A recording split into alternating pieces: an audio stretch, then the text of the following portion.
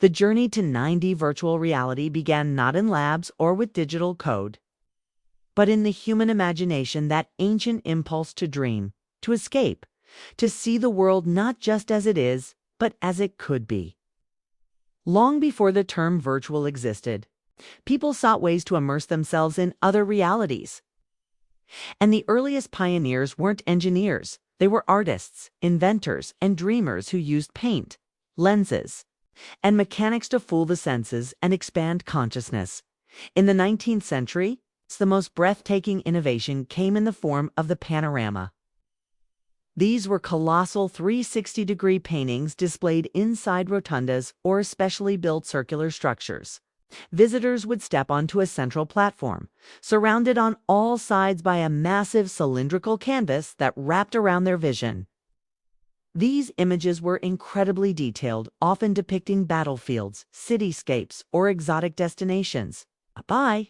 Adjusting lighting and sound like playing marching drums or ambient. Nature noises showmen could give the illusion that time and space had truly transformed.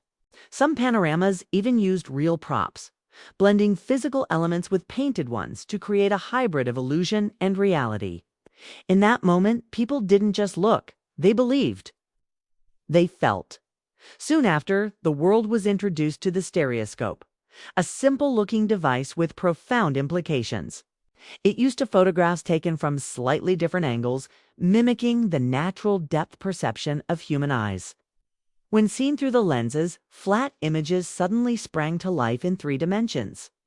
For the first time, ordinary people could peer into far-off lands, famous buildings, or war zones with a striking sense of presence. During the Victorian era, stereoscopes became household items, and traveling through images became an early form of living room escapism. It was a personal, intimate illusion, and it ignited the same psychological response that modern VR would later build upon. The feeling of being there, as the 20th century dawned and global conflicts loomed. Immersion took on a life-saving role. During the 1930s, American inventor Edwin Link created the Link Trainer, the world's first flight simulator, enclosed in a dark mechanical cockpit on a motion platform. Trainees could learn how to fly using instruments alone, no real sky, no real danger.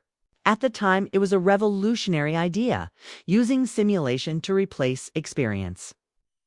But when World War II erupted, the Link Trainer became a military necessity. It trained hundreds of thousands of pilots, saving untold lives by preparing soldiers for the worst without putting them at risk. For the first time, the idea that we could recreate reality to improve it, to control it.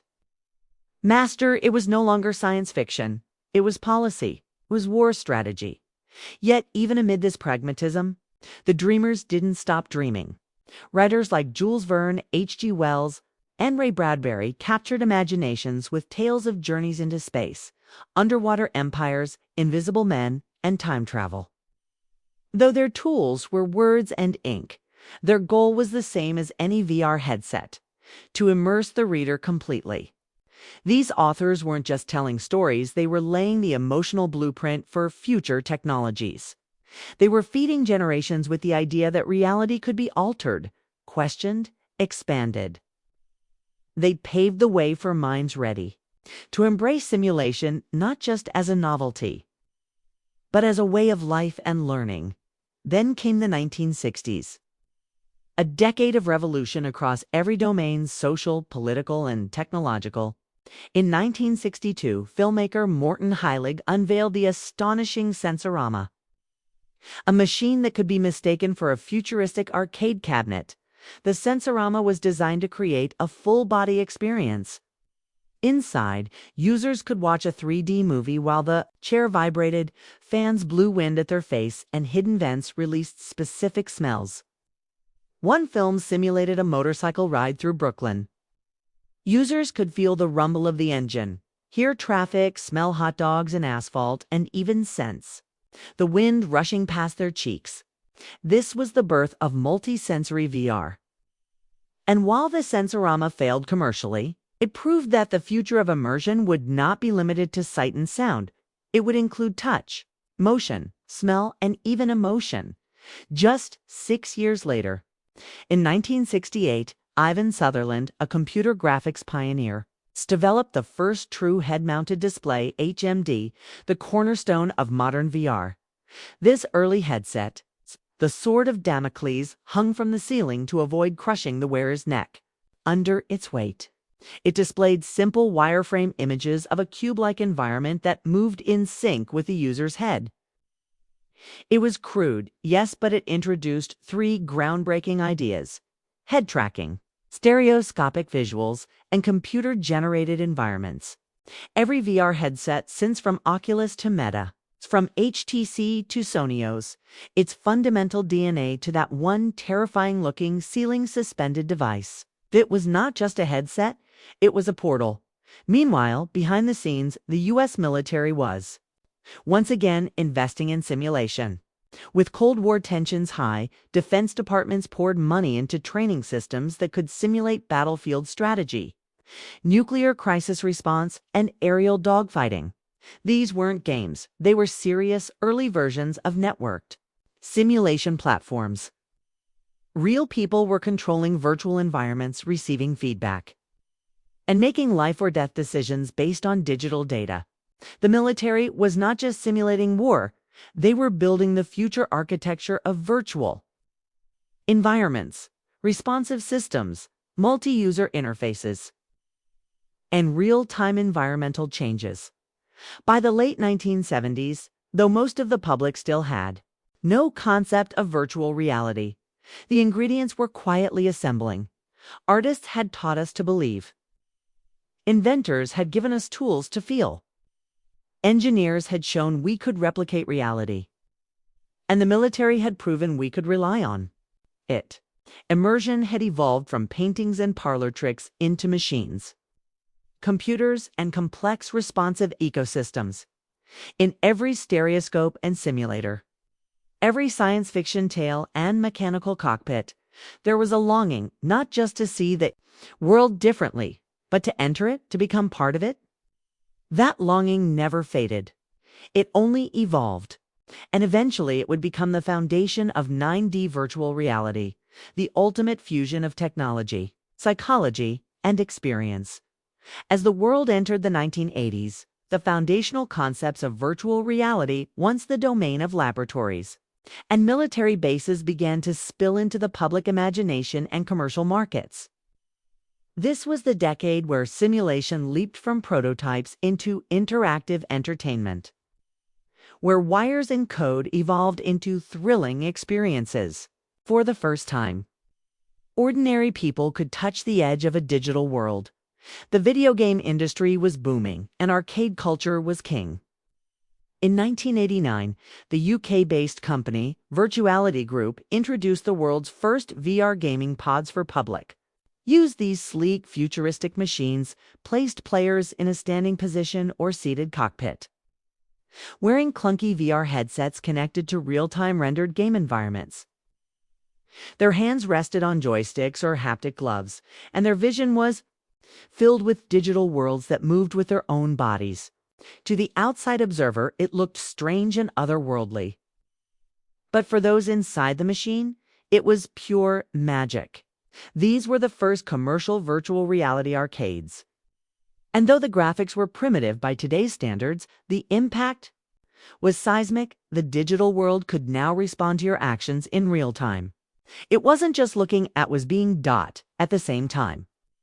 NASA and aerospace industries began to explore VR for astronaut training, creating simulated spacecraft environments that could prepare crews for zero gravity, cockpit interaction, and emergency procedures, all without ever leaving Earth. These simulations were safer, cheaper, and in some ways more flexible than the real thing. The goal was clear.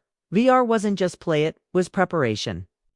Medical schools also began experimenting with virtual environments to train doctors in surgical procedures, using haptic feedback to mimic the resistance of skin, muscle, and bone.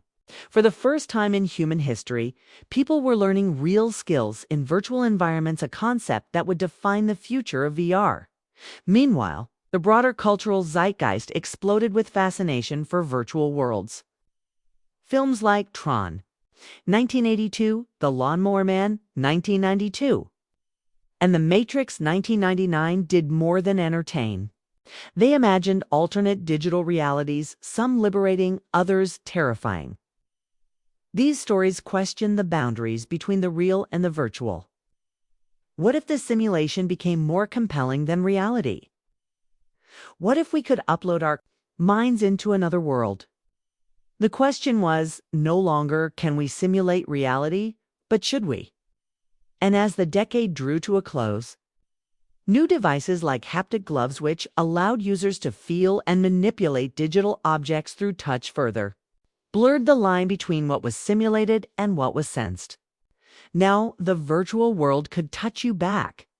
Every innovation, whether in gaming, medicine, aviation, or storytelling, was pushing toward a single goal: to create a world so complete, so rich, so responsive that the brain would stop questioning whether it was real.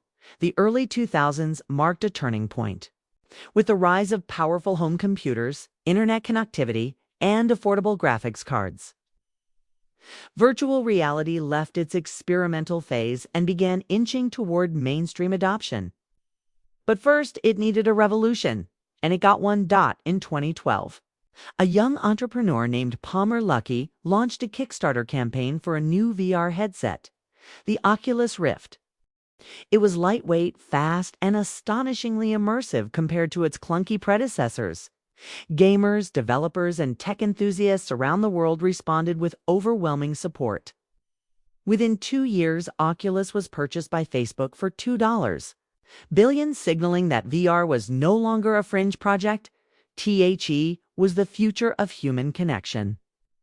Soon after, HTC, VAAP, PlayStation VR, and Samsung Gear VR entered the arena, each offering unique features like room-scale tracking, wireless motion, controllers, and even eye tracking. Suddenly, virtual reality wasn't just for tech labs or gaming elites. It was being placed into homes, classrooms, and offices. Parallel to this, 4D and 6D cinemas began to emerge across Asia and parts of Europe. These weren't traditional movie theaters. Instead, audiences sat in motion-enabled seats that rocked, vibrated, and tilted according to the action on screen. Water misted their faces during rain scenes. Air gusts brushed their cheeks during chase scenes. Bursts of heat accompanied explosions. These experiences expanded entertainment into something felt through the entire body, not just seen and heard. They were, in many ways, prototypes of 9D VR. The headset. Outside of entertainment, VR's applications grew dramatically. Military organizations embraced VR for combat simulations, drone operation, and PTSD therapy. Medical professionals used virtual simulations to diagnose mental illnesses, walk patients through exposure therapy, or train surgeons using precise virtual anatomy. In classrooms, VR began to replace textbooks. Students could now walk through ancient Rome, explore the human circulatory system, or visit the surface of Mars all without leaving their desks. VR had evolved into a tool for education, healing, and understanding. Meanwhile, the line between virtual reality VR and augmented reality AR began to blur. Devices like Microsoft's HoloLens introduced the idea of mixing the real world with virtual overlays, placing 3D holograms into your physical space, visible only through smart lenses. AR and VR began to converge into mixed reality MR, forming the backbone of what would soon become extended reality XR ecosystems by the end of the 2010s. The dream of full immersion was no longer science fiction. It was a product, a platform, a new kind of world. But innovators wanted more. It wasn't enough to see and hear. Users wanted to feel, to smell, to move, and to connect. The path was clear. It was time for the leap beyond conventional VR. And that leap would be called 9D. By the mid-2010s. The race to deeper immersion was no longer confined to tech startups or defense labs. It had gone global. Countries like China, South Korea, the United States, and Japan began pouring resources into not just virtual experiences, but hyper-realistic simulation platforms. From this innovation surge emerged a new buzzword, 9D virtual reality, though not technically a scientific term. 9D became a marketing shorthand for the most advanced multisensory VR experiences available to the public. Where earlier virtual reality focused on just visuals and audio, 9D aimed to fully engage the body, mind, and even the environment around the user. A typical 9D experience might combine 360 panoramic 3D visuals, motion-abled seats tilting, vibrating, shaking, haptic feedback, simulating touch and resistance, environmental effects like wind, mist, heat, cold, scent, and even light flashes. And even light flashes AI interaction, characters or objects that react intelligently to user behavior. Multiplayer synchronization for shared experiences, voice and motion tracking for dynamic. User control. The 9D egg chair became an icon and enclosed pod with glowing lights. A domed headset mount, speakers built into the headrest, and movement powered by hydraulics or electric motors. When users sat inside, they weren't just wearing a headset, they were entering a capsule. A self-contained portal to another dimension. Whether simulating a roller coaster on Mars, a haunted house with gusts of ghostly wind, or a flight through a prehistoric jungle, these simulators made participants feel every twist, scream, rumble, and drop. Asia, particularly China, quickly emerged as a global leader in manufacturing and exporting 9D VR equipment. Malls, arcades, tourist spots, and airports installed VR stations that charged per minute or per ride. These weren't just devices, they were miniature theaters of the future. In places where full-size VR arcades were unaffordable, 9D egg pods offered a taste of immersive fantasy for just a few dollars. But it wasn't all fun and games. Developers realized that 9D was more than entertainment. It was emotion engineering. Want someone to feel the anxiety of skydiving? Simulate it with haptic chairs and wind blasts. Want to build empathy for refugees? Create an experience where users become one, walking through burning ruins with heat vents and soundscapes of conflict. Want to recreate a memory of walking through your grandmother's kitchen? Simulate the scent of cinnamon rolls and the creak of the old wooden floor. The power of 9D was not just in showing a world, but letting you feel like you belonged to it. And as artificial intelligence began fusing with these systems, 9D simulations became more intelligent, reactive, and emotionally tailored. Your facial expressions could influence a character's response. Your heartbeat, tracked through sensors, could change the pace of a horror game. The experience was no longer fixed, it was alive. In essence, 9D marked the moment where immersion became indistinguishable from reality, not because the graphics were flawless, but because the senses, emotions, and responses were synchronized. For many, especially younger generations, 9D VR wasn't a break from reality, was reality. With 9D VR now widely accessible, its influence extended far beyond arcades and amusement parks. The technology began reshaping the very fabric of how we learn, remember, feel, and connect. In education, 9D VR turned passive lessons into active experiences.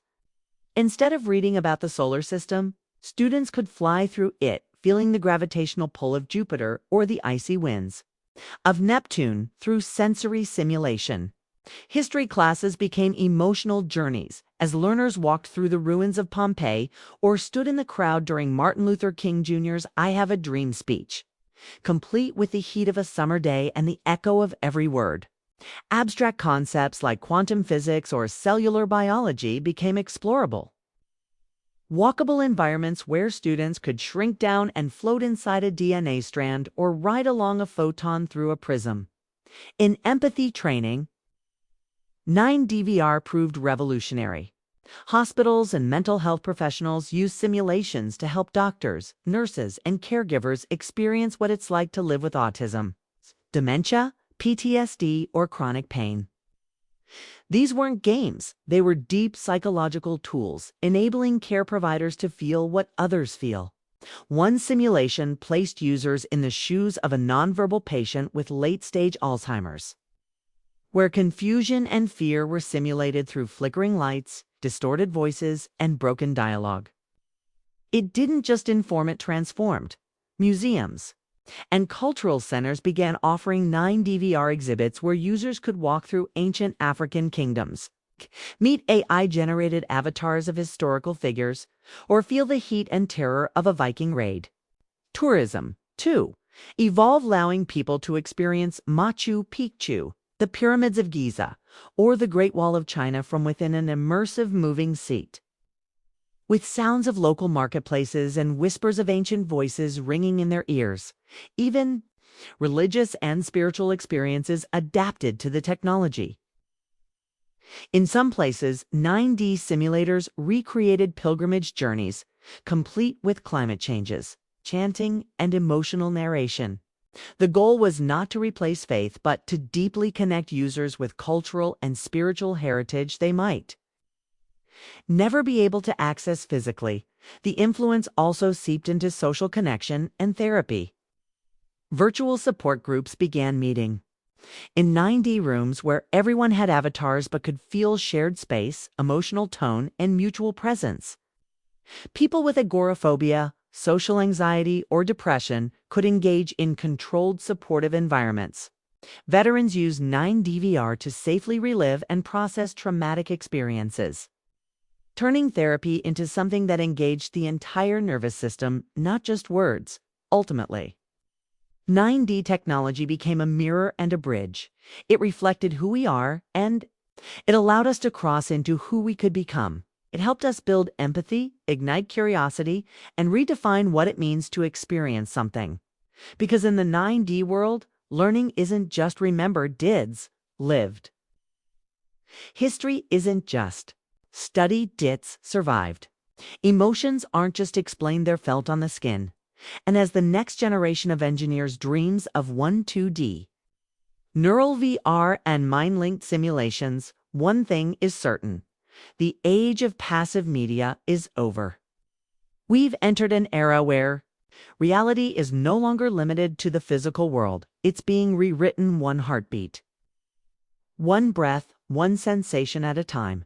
As we stand on the edge of the digital frontier, it becomes clear: virtual reality is no longer an extension of entertainment. It's becoming an extension of ourselves. The immersive journey that began with painted panoramas and mechanical simulators has now evolved into responsive, emotionally intelligent systems that don't just imitate life, they merge with it.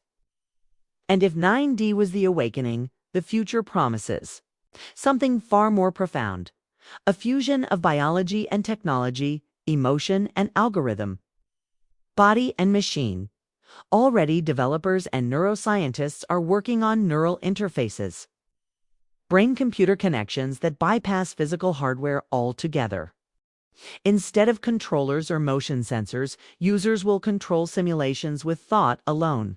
Devices like Elon Musk's Neuralink or DARPA's brain interface experiments hint at a coming revolution where the virtual world is no longer viewed or touched but experienced internally, with direct access to memory, sensation, and consciousness.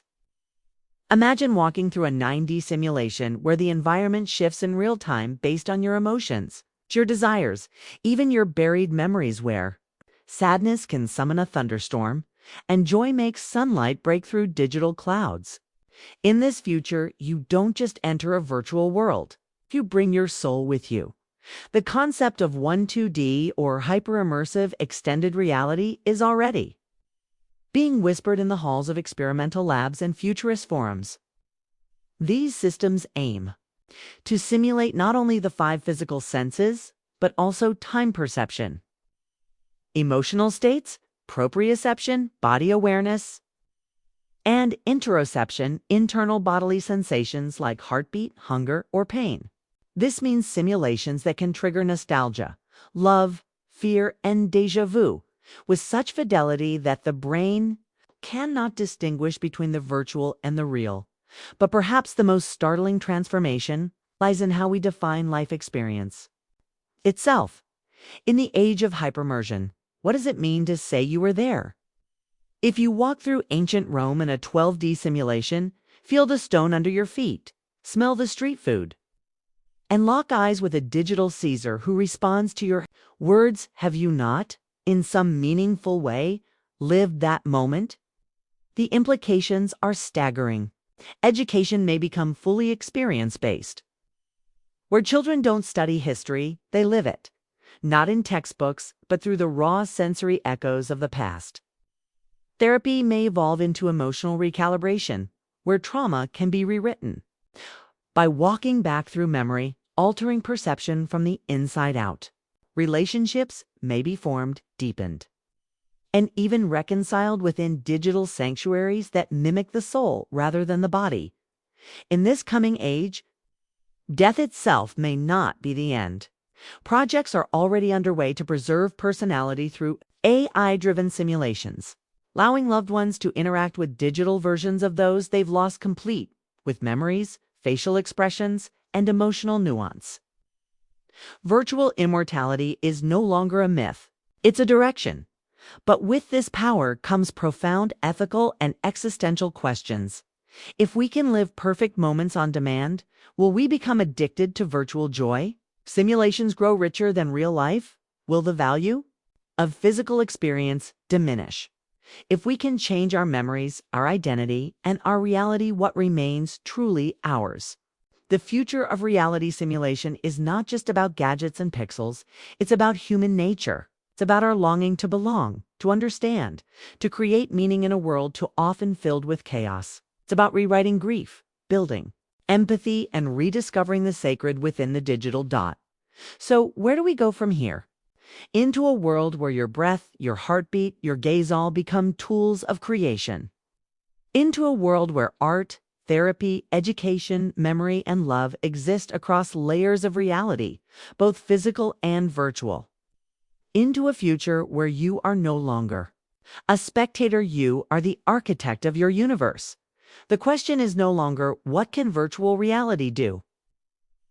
The real question is, what do we want to become when reality is no longer a boundary but a canvas?